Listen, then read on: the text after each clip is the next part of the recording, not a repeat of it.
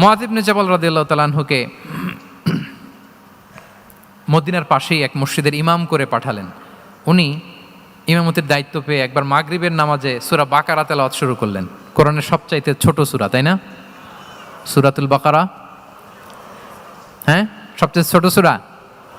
হ্যাঁ, তো ওনার হয়তো তেলাওয়াত করতে করতে একটা ইমোশন চলে আসছে। উনি তো সুরের ঝংকার দিয়ে তেলাওয়াত করতেছেন। এখন পেছনে যারা মুসল্লি ছিল এরা ছিল সব কৃষিজীবী সাহাবী। এরা কি ছিল? সারা দিন ওট দিয়ে, খেজুর গাছে পানি দিয়ে যান যায় যায় কোনো রকম ফরজ পেরে যায় ঘুমাইতে হবে। এই সাহাবীরা যখন পিছনে দাঁড়াইছে আর উনি ধরছে কোন সূরা? আওয়াজ করে বলুন না একটু, সূরাতুল বাকারা।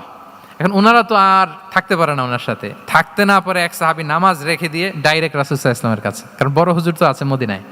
যে বিচার দিছি ইয়া রাসূলুল্লাহ, দেখেন এমন একজনকে ইমাম করে অ্যাসাইন করেছেন, উনি মাগরিবের সালাতে সূরা বাকারা পড়ে, আর আমরা হচ্ছি কৃষিজীবী শ্রমজীবী সাহাবী, আমাদের তো এত বড় কেরাতের সাথে জয়েন করা সম্ভব না। রাসূল সাল্লাল্লাহু আলাইহি ওয়াসাল্লাম রেগে গেলেন, চেহারাটা আগুনের গোলার মতো লাল হয়ে গেল। মুআয ইবনে জাবাল রাদিয়াল্লাহু তাআলা আনহুকে ডেকে পাঠালেন, ডেকে বললেন, আফাত্তানুন আনতা ইয়া মুআয, আফাত্তান, তুমি কি ফিতনা সৃষ্টি করতেছো? ওখানে পাঠাইছি কমিউনিটির ইউনিটি ধরে রাখার জন্য, তুমি ওখানে যে ফিতনা সৃষ্টি করতেছো। তুমি কি সাব্বিহ ইসমা রাব্বিকাল আ'লা এই সূরা তোমার মুখস্থ নাই? ওয়াদ-দুহা ওয়াল-লাইলি ইযা সাজা এটা পারো না? ওয়াশ-শামসি ওয়া দুহাহা এটা মুখস্থ নাই? তো তুমি কেন এই সূরাগুলো দিয়ে নামাজ পড়াও না? কেন পড়াও না? এরপর তিনি বললেন, যখন ইমামতির সুযোগ পাবে, সুযোগ পেয়ে লম্বা কেরাত ধরো না, ছোট্ট কেরাত দিয়ে নামাজ শেষ করো।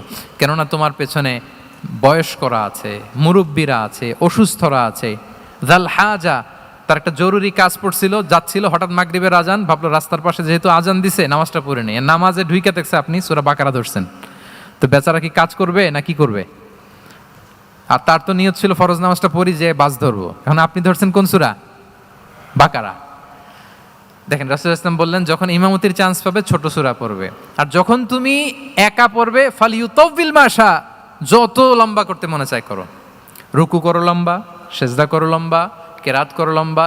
রাসূল সাল্লাল্লাহু আলাইহি ওয়াসাল্লাম তো রাতে আধা ঘন্টা 40 মিনিট প্রথম রাকাতে কেরাত পড়তেন, এরপরে আবার 40 মিনিট রুকুতে থাকতেন, রুকু থেকে দাঁড়ায় আবার 40 মিনিট, আবার সেজদায় যেয়ে 40 মিনিট, এরপরে সেজদা থেকে 2 সেজদার মাঝখানে আবার 40 মিনিট, 2 রাকাত দিয়ে এরকম রাতও শেষ করে দিয়েছেন।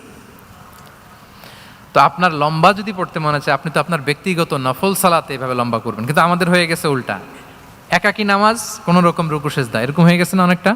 কিন্তু ইমামতির সুযোগ পেলে মাশাআল্লাহ, আল্লাহু আকবার, এইবার শুরু হয়েছে শাইখ সুদাইসির কণ্ঠে এই লম্বা করে। এখন পেছনে মুসল্লিদের কি দশা ওইটা আর আমরা খেয়াল করি না। আমাদেরকে অন্যের প্রতি সহানুভূতিশীল হতে শিখিয়েছে ইসলাম, কনসিডারেট হতে শিখিয়েছে।